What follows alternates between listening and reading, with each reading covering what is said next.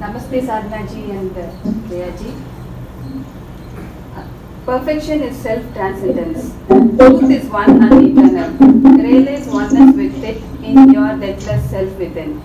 The following commentary is based on the teachings of Paramahamsa Yogananda. We begin this week with a passage from the Gospel of Saint Matthew, chapter 5. Love your enemies, bless them that curse you, do good to them that hate you, and pray for them which despitefully use you and persecute you. If ye love them which love you, what reward have ye? Do not even the tax collectors the same? And if ye salute the brethren only, what do ye more than others? Do not even pagans so? Be ye therefore perfect, even as your Father which is in heaven is perfect. This teachings is a continuation of last week's lesson. To love all equally is possible only by seeing God everywhere, in others as well and as in oneself. See whatever comes to you and ask for as a manifestation of His will. Be grateful for the pains you experience, for they are healing strokes of His love. Sometimes healing is effected only by strong measures, but His love for you is manifested in the very attempt to heal. Strive always to be impersonal, as though whatever happens to you were happening to someone else. Persecution gives us the supreme opportunity to deny the thought, this is happening to me, and to affirm our inner freedom from the thought of ego. Don't allow the negative perceptions of others to become your own self-definition. Seek God. This is the true goal of life, though how difficult to cling to it in the midst of hatred, spite and persecution.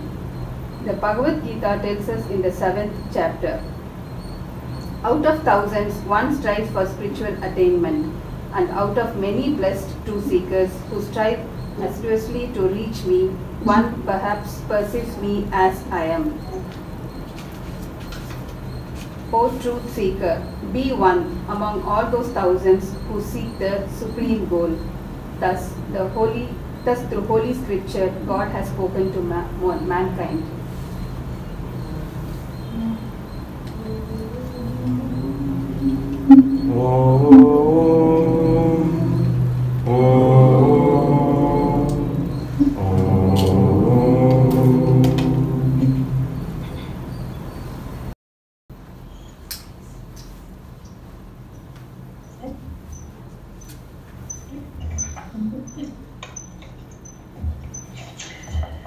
Well, namaste again. And I'm very happy to be here with you today. It's been a long time since I've seen some of you. Yes. So it's nice to at least see you on the screen, it's not in person. So our question today, my question certainly, is what is transcendence? The topic today is asking us to transcend. Perfection, the transcendence is perfection, I think, or something like that. And so the question is, well, what is transcendence? What is it that we are doing when we are transcending? My best guess is what is meant is that we are not just a body or a personality or a group of likes and dislikes. We are something more than that, and when we understand that, then this is transcendence. Jaya and I had interesting conversations with a couple of people that we know in this last month or two. We know someone who lives on the East Coast of America, and we went to the East Coast to do a program, a retreat there. And before we went there, we had learned from some other friends that one of the women there was not very happy at all. She was really quite distressed because she felt that she had been wrongly said to be not being very in tune and was not very cooperative, and things were not working out well for her. And she was quite hurt by this conversation that she had had with some of the people there at Ananda on the East Coast. Well, we knew this before we left, and I assumed that she was not going to come to this retreat. But when we arrived there, the first person I saw was her. So that made me very happy, because I was a little sad that it seemed as though she was not happy herself. And so we made arrangements to get together during that retreat. We knew we had some free time, and so we got together. And so she told me all about what was happening with her and her difficulties with these other people and how hurt she was. And that seemed to be the main theme of what she was telling me, was that she was very hurt by what people had said. Well, usually when I'm speaking with someone who's giving that sort of explanation of what they're feeling, I usually try not to say anything, because I know that it could just turn into one of those kind of situations where, you know, she talks about how bad she feels, and I say something like, well, what about this? And then she goes on to say, well, but that, and he said, and so forth. And I did not want to get into that sort of a conversation. All I did was sit and listen. And I felt a little bit like a mother does when the child falls down and perhaps they skin their knee, and they're crying and they're very, very unhappy, and the knee hurts and everything is terrible for a little while, and the mother puts a bandage on the knee. And I've noticed that with children, that once the bandage is on the knee, it starts to feel a lot better. And so I spent my time with her trying to be the bandage by just nodding and listening and being sympathetic. And of course, I understand that it hurts. Her feelings are hurt. Of course, I understand that. I'm not saying that she's right or the other people are right, but I can understand. I can be sympathetic. So that's what I did. I spent that all the time just being sympathetic. And then when we needed to leave, I said, I'm so happy that you came. And I left things like that. I didn't say anything about what she should think or what they should think or any of that. I only said, I'm so happy that you came to the retreat. Well, the next day, she met with Jaya. And so they talked, and I don't remember exactly what he told me, but the gist of the conversation was what he said to her was, you need to let go of hurt. Don't worry, and there wasn't much else that he told me that he said, but he did say words to this effect: she needs to let go of the hurt. Because if we hold on to hurts, what will happen? We will never transcend. We will always be caught in these situations of being hurt and not be able to remember that we are children of God, that we are one with God, as a matter of fact. And as long as we keep telling ourselves that we feel bad, or that someone has done something to make us feel bad, as long as we do that, we will always feel that we're separate, not only from one another, but from God. And as much as we can stop thinking, oh, I'm so hurt, and look to remembering that we are children of God, and that is what will help us. That will be the bandage, perhaps, for the skinned knee. We also have a friend who doesn't have that particular problem, but she has a little bit different kind of situation. She's a very capable person, and she does a very good job at what she does, but she drives herself. She forces herself to get to work early and work long hours, and she gets more and more tired, of course, as she keeps working like that. She eventually just finally finishes her project. She does a good job, finally finishes her project, and then she just sort of collapses.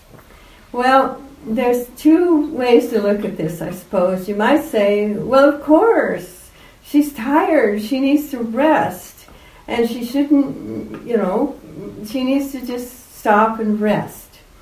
But then she doesn't like that. She feels lazy. She feels that she's not, she's not doing a good job. It's like being in a race and being way at the very end, I think, is what happens for her. I think she sees this as she's not she's inadequate. She's not as good as the other people are. Or who knows what, but she drives herself like this. And she needs to, of course, learn to relax and not drive herself. I thought about this. Now, what is it that makes her do this in the first place? Why does she think she has to push herself to this, extreme place? And I finally came to the understanding, I think, that Yoganandaji used to say, people are just bundles of self-definitions. And I think what she has is an incorrect self-definition. She believes herself to be inadequate. And when she does that, what she does is she continues to push herself and force herself to go to work and work these long hours.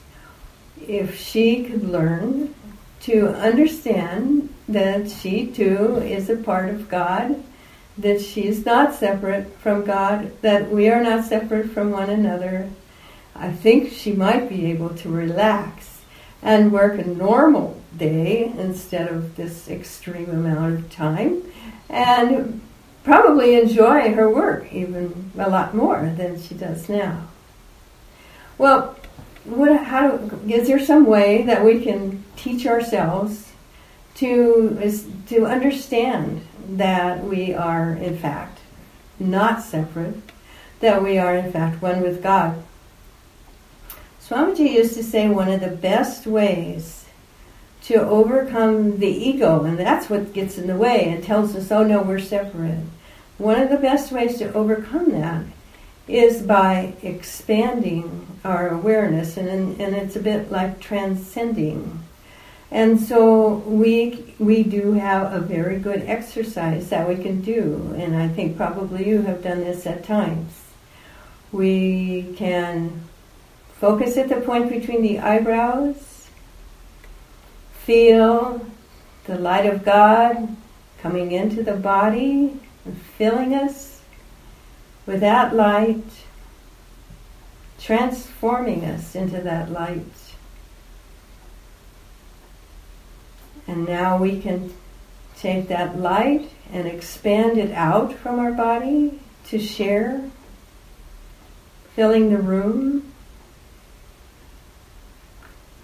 Expand it out further, fill the building, then your neighborhood,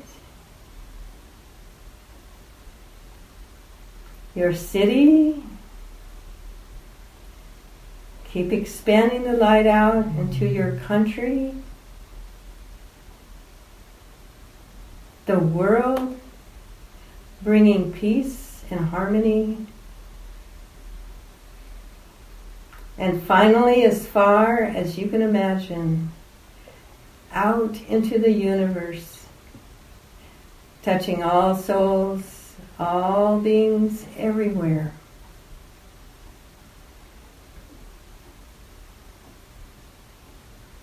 Let's sit in the silence for a minute.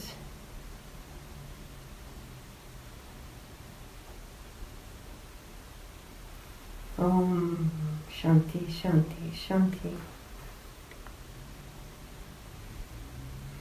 By practicing this regularly, we expand and continue to expand as though it's a bubble, expanding our awareness. Every day, every time we practice this, expands it a little further and a little further. And I think that this is one of the ways that we learn transcendence. Joy to you. today's topic, I think in the reading, it's basically, you could sum it up. It says, try to see God in all, or to see God, not just try to see God, but actually to see God in all.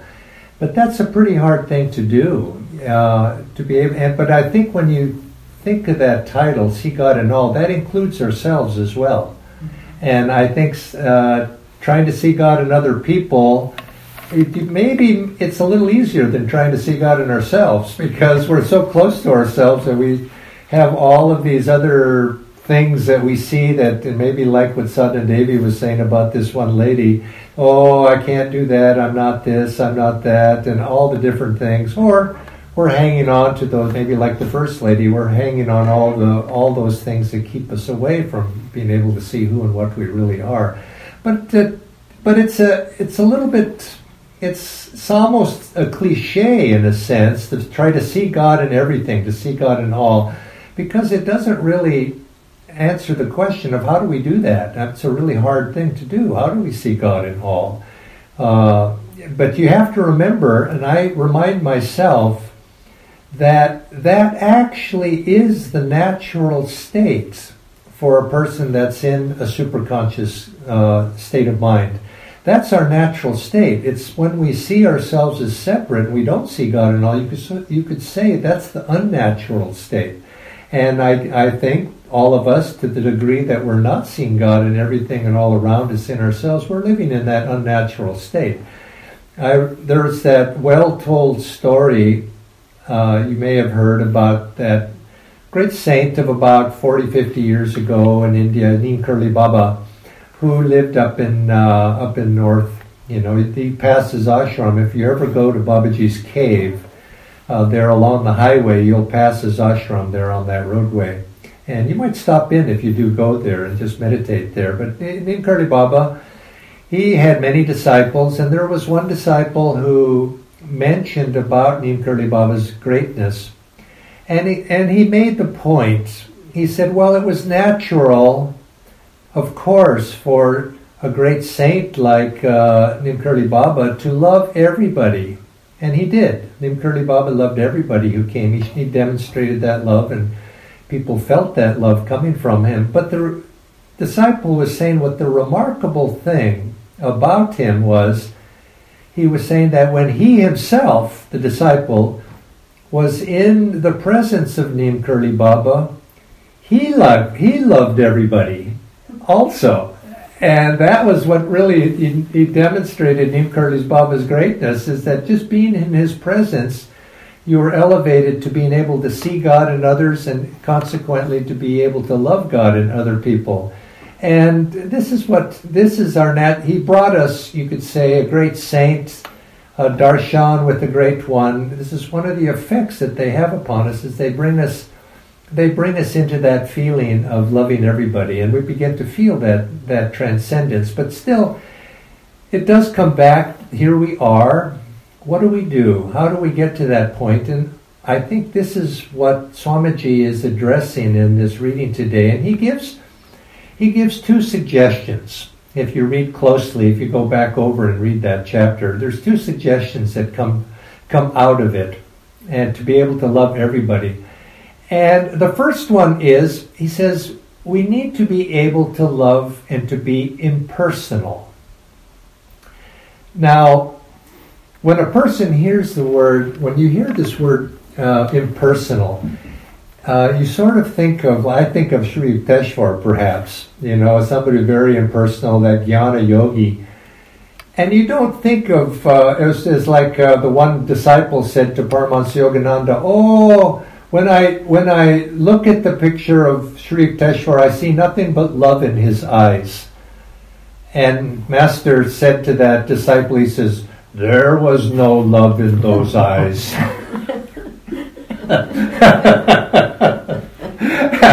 Because his disposition didn't express itself that way. But actually there was maybe not love in his eyes, but there was love in his heart. But nevertheless, the point I'm making here is when we say impersonal, a person thinks of a person who has a bit of a cold personality. And we say, well, I don't want to be impersonal. I don't want to have this sort of detached personality and looking at everything as if from a mountaintop and not having any feelings to that. That's not really what it means to be impersonal. It means to be able to look at this, to transcend looking at things in terms of personality. Not to see other people in terms of their personality, because you can see good things in other people, but if you see good things in their personality and you like those things, well, probably sooner or later you'll see those things that are less good in those person, and you'll start to dislike them. And you start to live in the world of, I like that person, I don't like that person. And if you start to live in this world of likes and dislikes, how is it possible to see God in everybody? You can't get beyond you might say that outer facade if you see people in terms of their personality.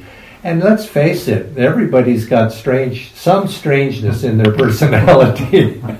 All of us do. As Master said to that fellow on the train, he says, we're all a little bit crazy in our own way. It's just that we're different crazinesses.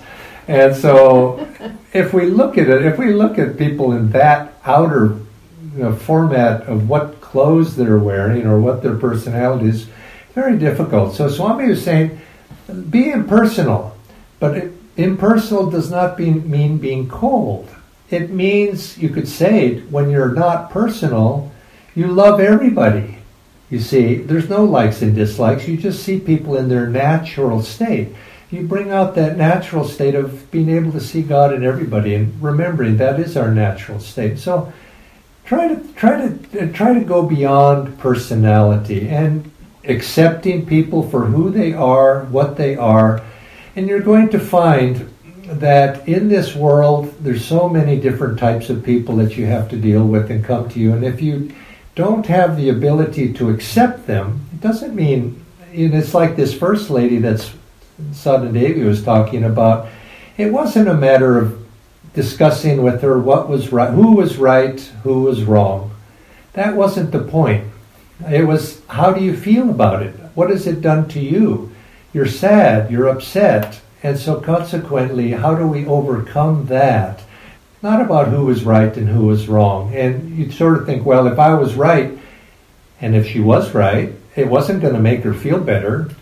And if she was wrong, that probably wasn't going to make her feel better either. So she was going down that road of trying to sort it out on a logical level wasn't going to bring her any relief. She had to be able to transcend that, go beyond that. And when you're dealing with other people, is go beyond the personalities of what that person said you like or dislike, and see, they're children of God. And that which comes to us, and I didn't say this to that person because I didn't think she would be able to accept it right at that moment, but I could have said, that which comes to you is yours. It's your karma that comes to you. You have to be able to deal with it. So but of course I didn't say that because it wasn't the appropriate time. But nevertheless, we have to be able to accept what comes to us and then deal with it in the proper way. So one way, if we don't look at the waves of the ocean, but stand back a little bit. When you stand back from the lake or you stand back from the ocean, you don't see the ripples so much, you just see the ocean. And if we look at life in that way, we begin to see that we begin to love everybody. And because everybody has, their uniqueness, we begin to appreciate people in their unique qualities. And I think in order to do that, we have to have some attunement within ourselves, have some God contact in ourselves. Because if loving everybody, remember, means also loving ourselves. And if we feel that we have a relationship inside our own heart with God, it's natural that we're going to feel that relationship in other people. So we have to cultivate that relationship first inside of ourselves, and then we begin to see it outside of ourselves and everybody else. So that's, I think, one of the first keys or little suggestions that Swamiji makes in this reading, but he makes another one as well.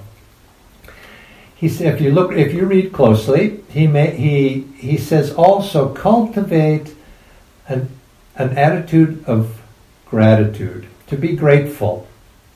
Now, grateful is something that we think, we're grateful when something comes to us that we like. Isn't that so? Usually we're grateful because a good thing happened, so I'm grateful for it. But what about the bad things that come? Not so often that we say, "Oh, good, I'm grateful, God, for that too." That's what we need to. That's what we need to have as well, and it correlates with that idea of impersonality, as the likes and the dislikes.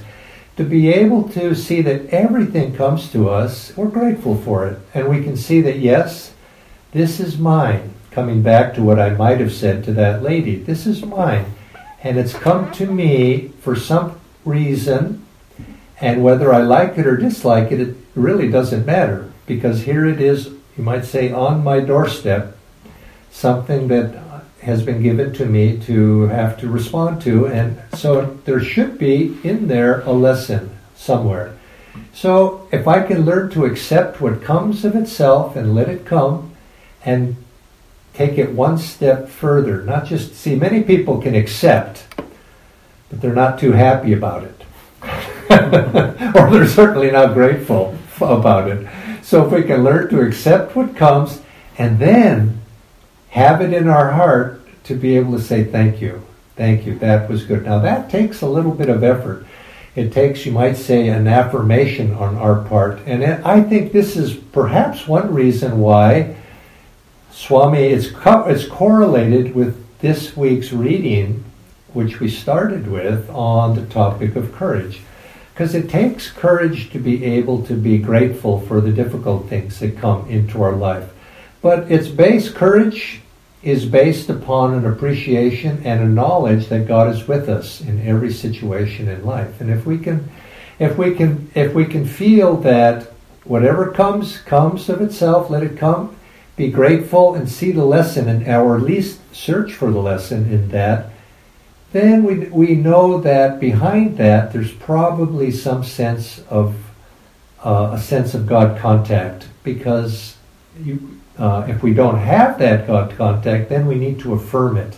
We affirm that gratitude, and then in that process we begin to draw that God contact to us.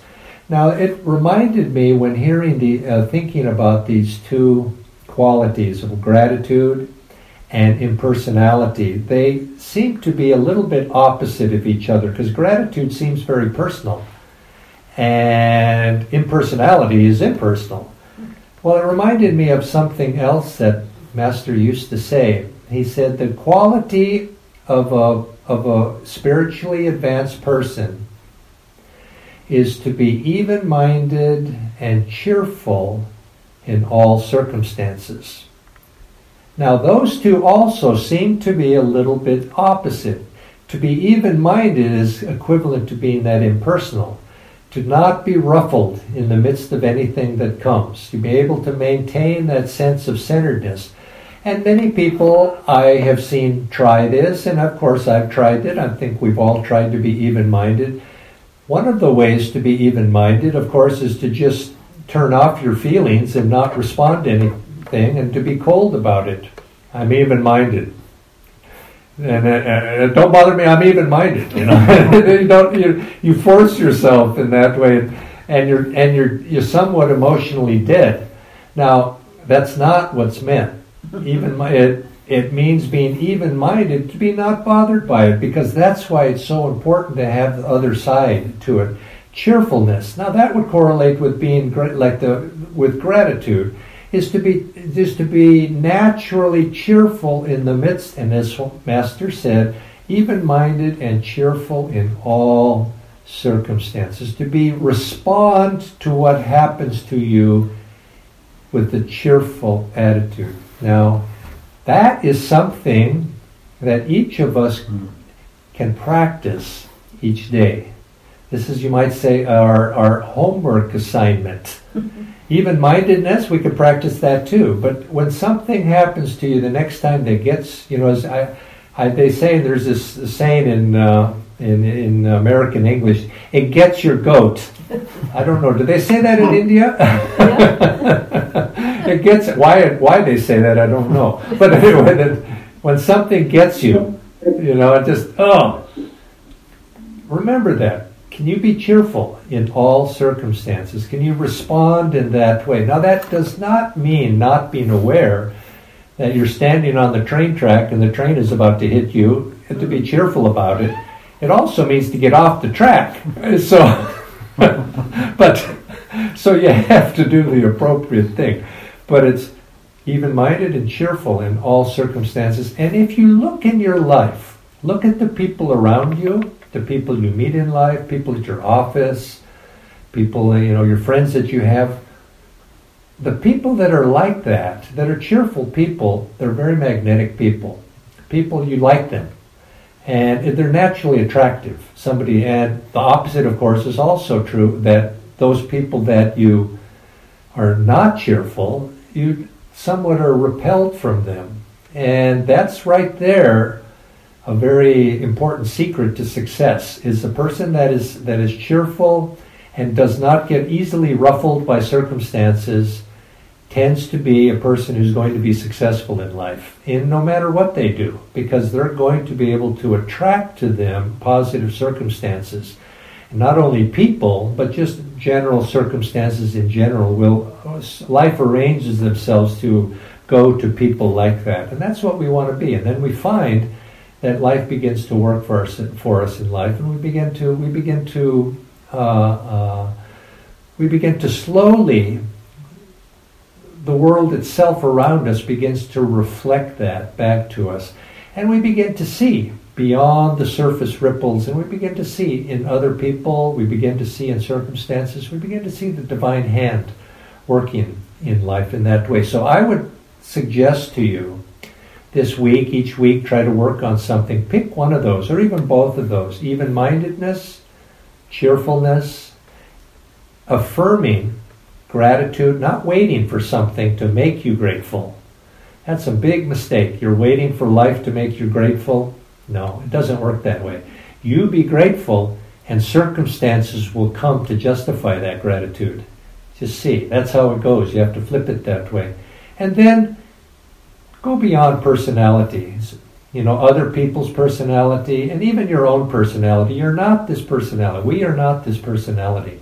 We're something more than that. And then we begin to see God in others, and it's little by little we begin to feel God's presence also within us, and we become a reflection of those things. We mirror, you might say. We begin to mirror life outside and inside, begin to harmonize and reflect one back to the other.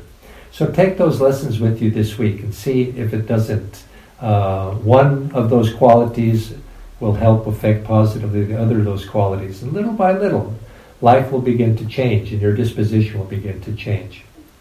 Now, I said we wanted to leave time here to have a little discussion also, because some of you, I'd like to invite questions if you have questions, and then we'll try to respond to whatever your questions might be. Now, it's always somebody has to be the courageous one to ask a question first. And I've usually found, who is closest to the camera here? I see his hand going up right now.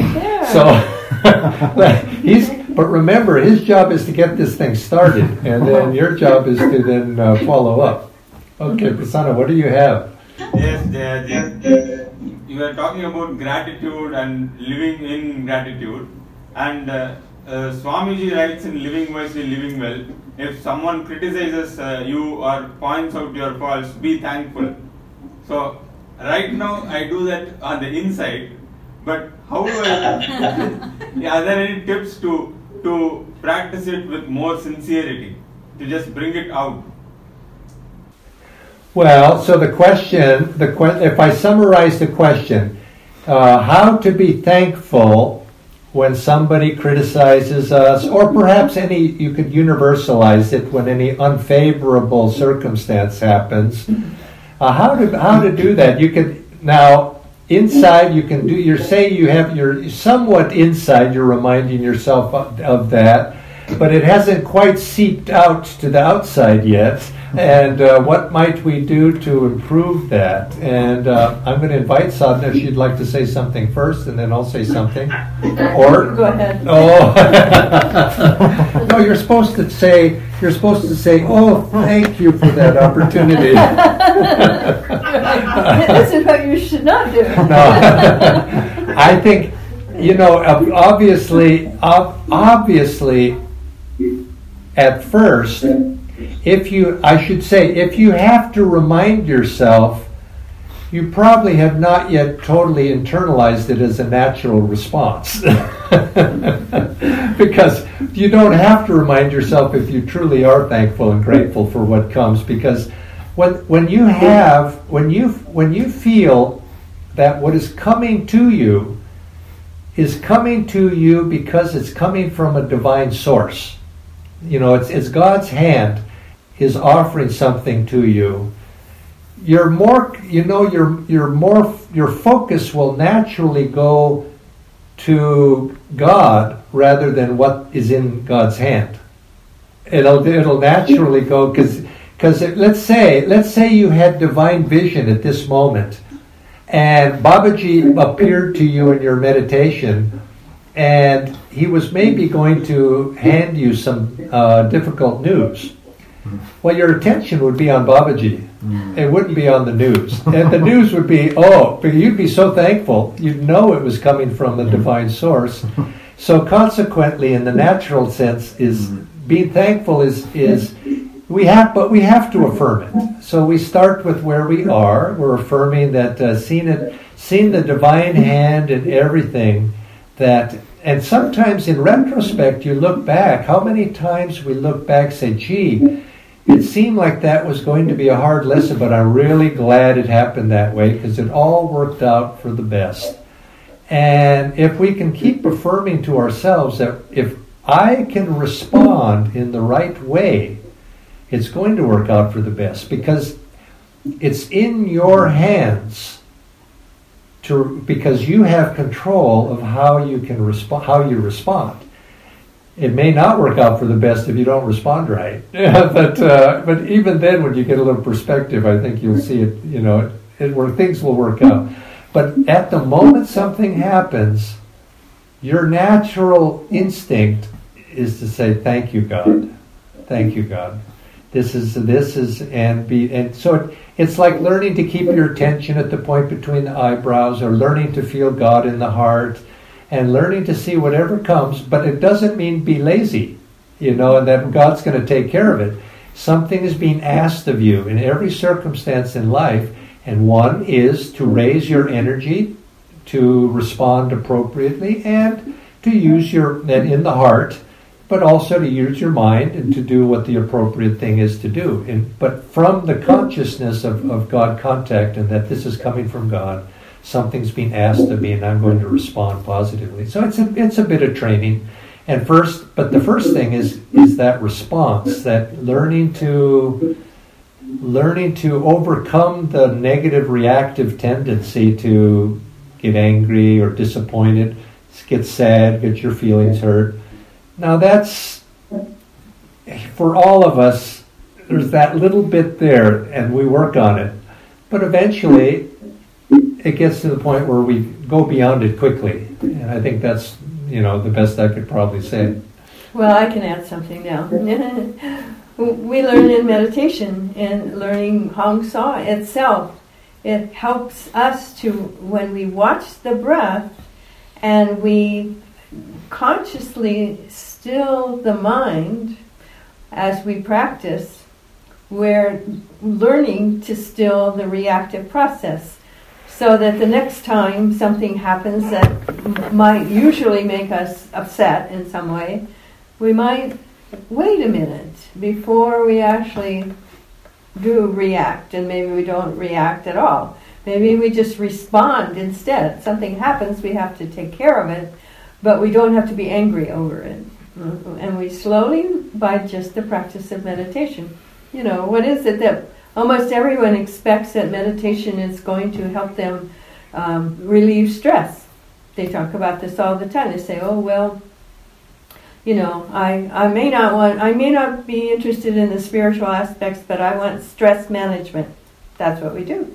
We are learning to accept what comes and to respond appropriately without getting upset and angry and so forth. I think remember too, everybody, we wouldn't be here if we were not, you could say, we're in school. We're in the school of life, and that probably means we have yet to graduate. We're still working on it. So all of us are working on this, and just as Swami used to say, be honest with yourself. If you find yourself, something happens, you get irritated. And you know how the mind starts to go when you get irritated, and you start all sorts of things. Why did they do that, and what? And then you begin to see, now, oops, I did it again. I got irritated again. The fact that you recognized it means that you've learned something, and that don't pretend, oh, that didn't happen. I really wasn't irritated at all, when you actually were irritated. But just recognize it and then fix it, and then say, well, I did it again, and don't identify with it. That's next time I'm going to do a better job, and I'm going to go forward, and maybe next time I won't get irritated. And pretty soon, you get irritated less. And little by little, you begin to improve. So be honest with yourself, but yet fix it, and don't identify. Okay, another one. Somebody must have a question. Oh, come on! This is you guys. You got to. I see. Okay, come on. I'm going to have to pick somebody. Let's see. I see. Well, okay. Al Mel. Now, wait a minute. Where is? Okay. Oh, there's somebody in the back row. Okay. Hey. Oh, it's not a question. I got a comment for you, Jayaji. Yeah. When I read your article on Pune roads, Delhi roads, how you negotiated them, it was so funny. In the first place, I loved it because it was so funny. But now, when I listen to you, so I saw that you accepted it the way it is, and you reacted the way you would have reacted. A thing which would have got you into road rage, where you're expressing all those things like mildly funny. So, that's a lesson for us. Thank you.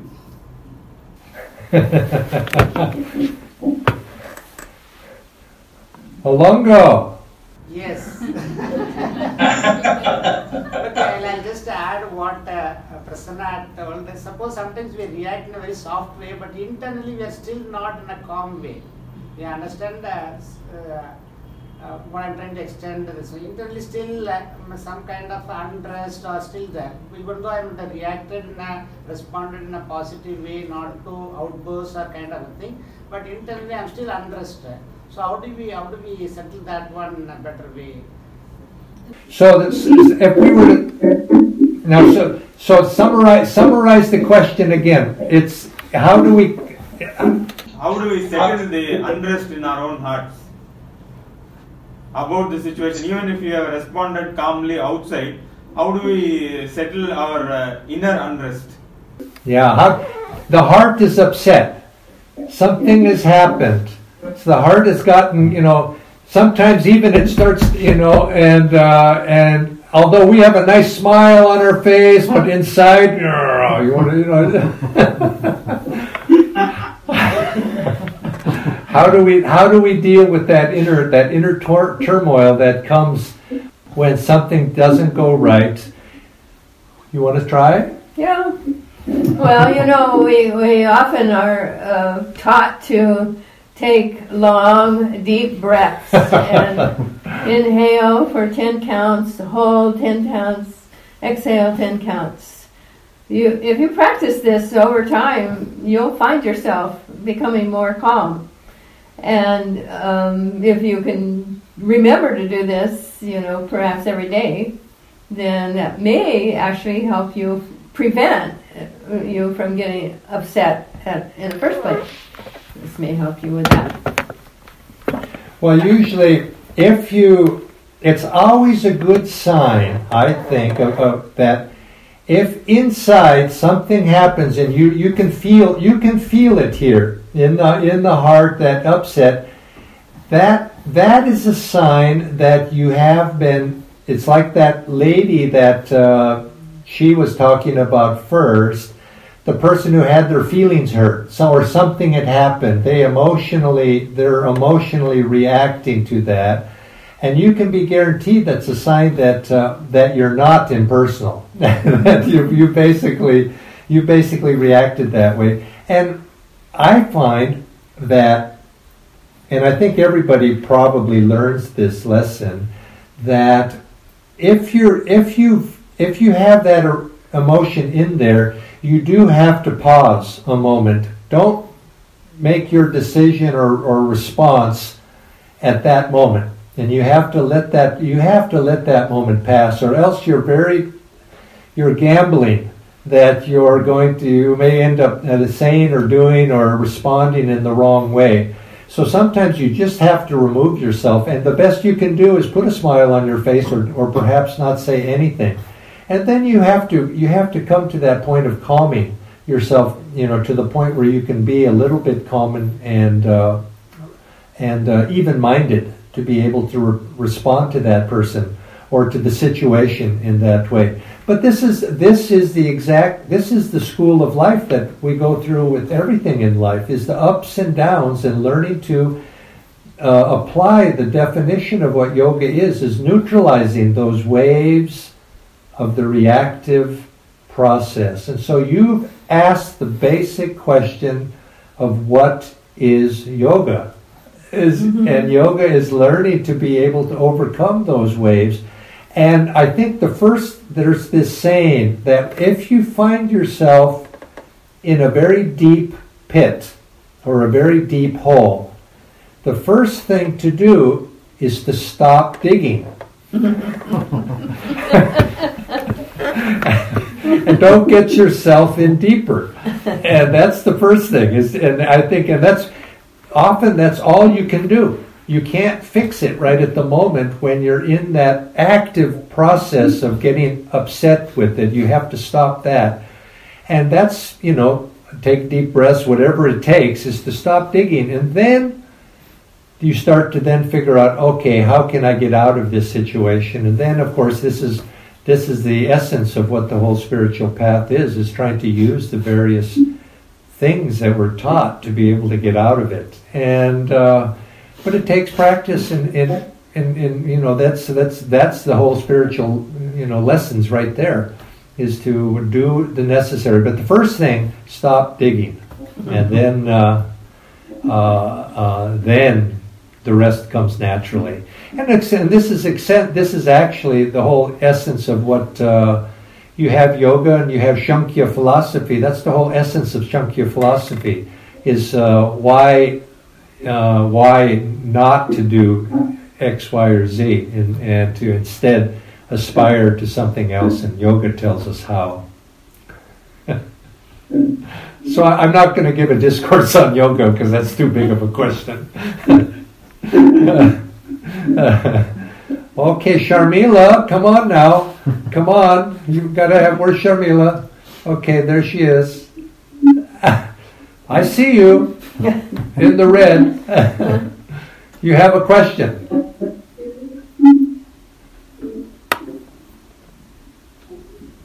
You were asking about, you were telling, and thank you for being here, and it is very nice to see you, Bodhi.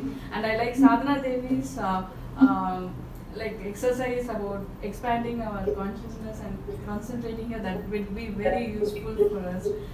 And my question, I just had this question. Being impersonal means will the other, even while being impersonal, when we have good thoughts about others and still being impersonal, I don't know how will the other person will they feel the good thoughts that we have for them if we are impersonal? I don't know how to put it. how to be impersonal, but at the same time being Concerned. Exactly. Sadhana, you can ask that. I couldn't understand any of it because of the interference. Yeah, it's the question is how do we be it's about impersonality, being impersonal. So you could answer that question of being impersonal with self, personal with others. That would be a good answer. Okay, let's see if I can. I tried to explain the question. And so being impersonal, of course, with ourselves means one of the things is that we don't take ourselves too seriously. You know, just going back to this friend of ours, and she was so hurt over something that, okay, that maybe that was serious, but it could have been lots worse. And if we don't, if we don't see everything as a huge insult, let's say, to ourselves, everything that happens is a big thing. Bringing these things down into a manageable, a manageable size. It's not really all that important, especially when it's just something that only affects us and doesn't affect someone else. Well, we can just take a look at them and step back a little bit mentally and not be that involved in what it is or what it seems to be, at least.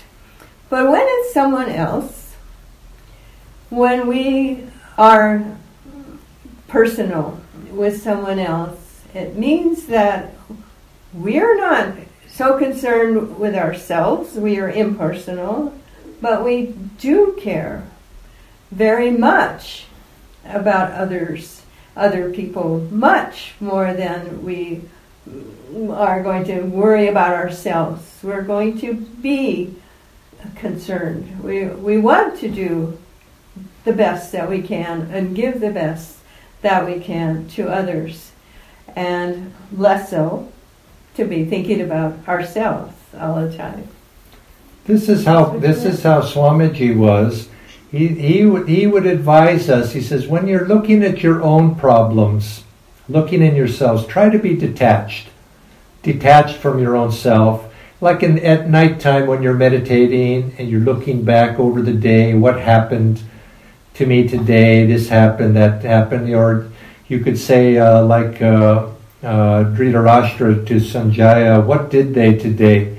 And in the sense of your own qualities, what did they do? And you look and you can be detached and objective about it. You take that impersonal look at your own self inwardly.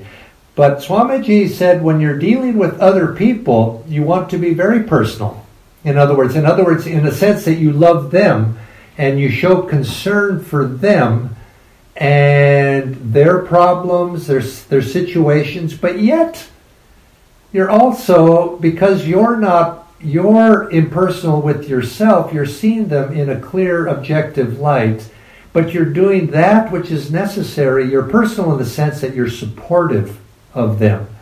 And I think what Sadhana Devi was saying at the very beginning is something to keep in mind that I've often told myself. When somebody comes to you with a situation, and they've got a problem,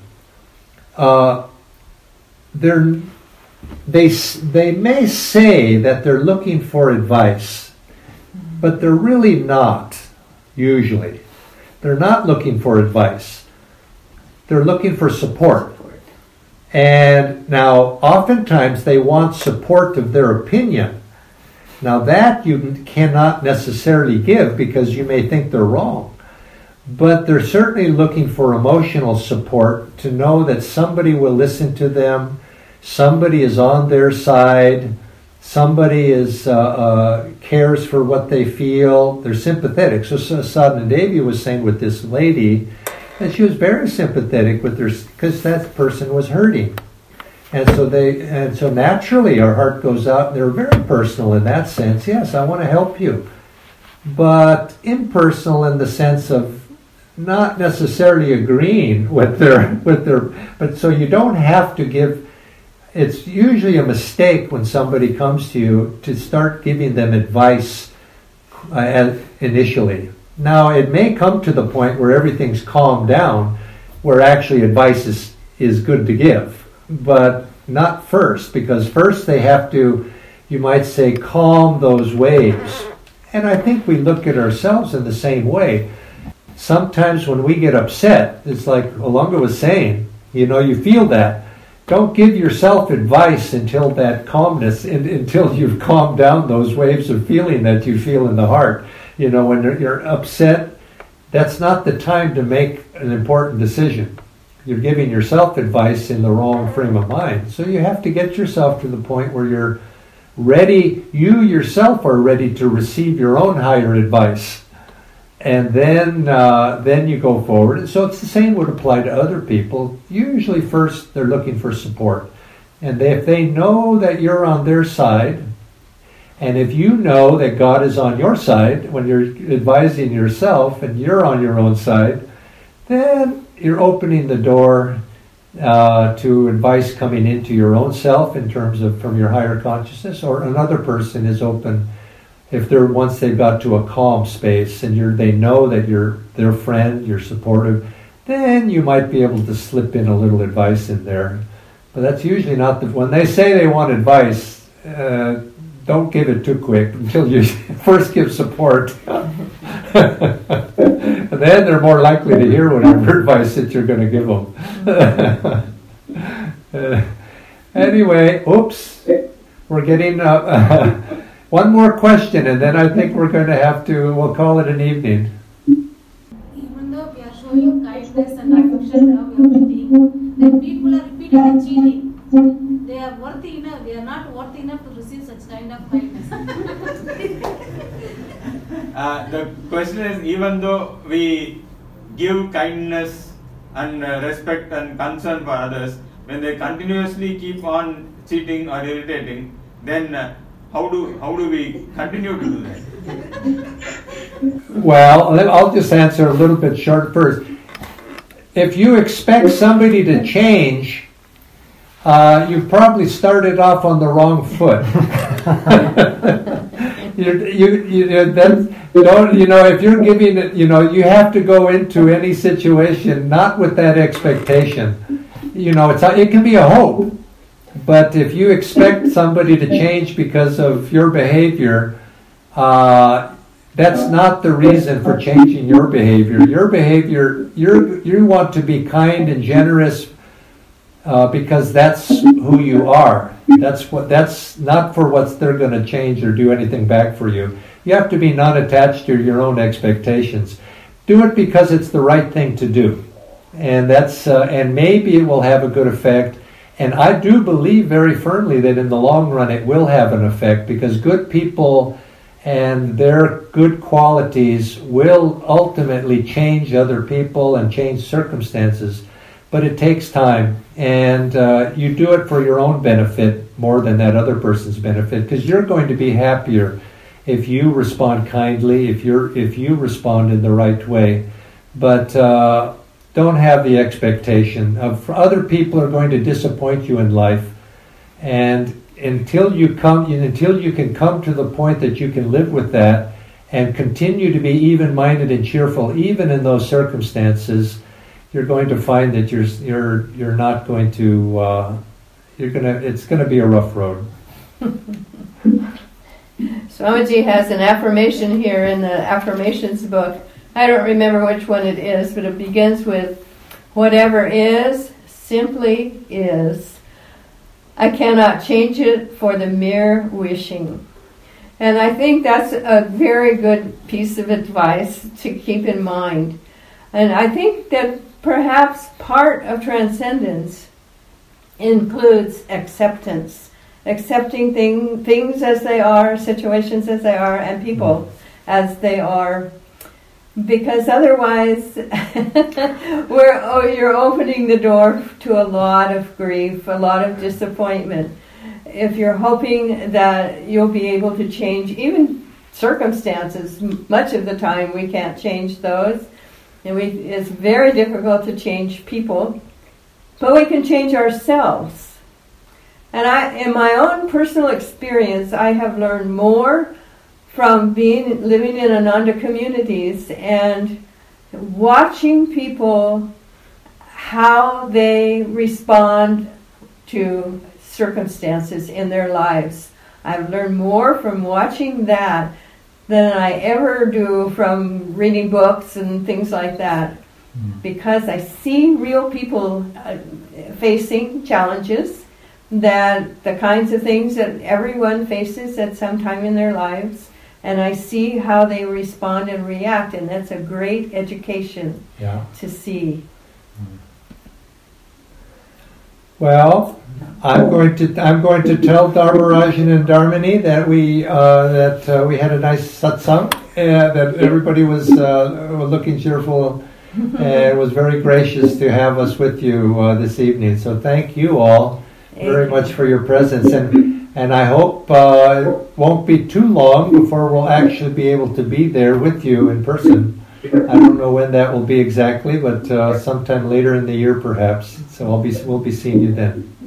Okay. Okay. Many blessings to all of you, and God bless you all. God be with us, and let's share that blessing all with everybody that we meet. Om Guru. Om Om. Om Guru. Okay. Thank you. Yeah. Thank you. Thank God. Okay.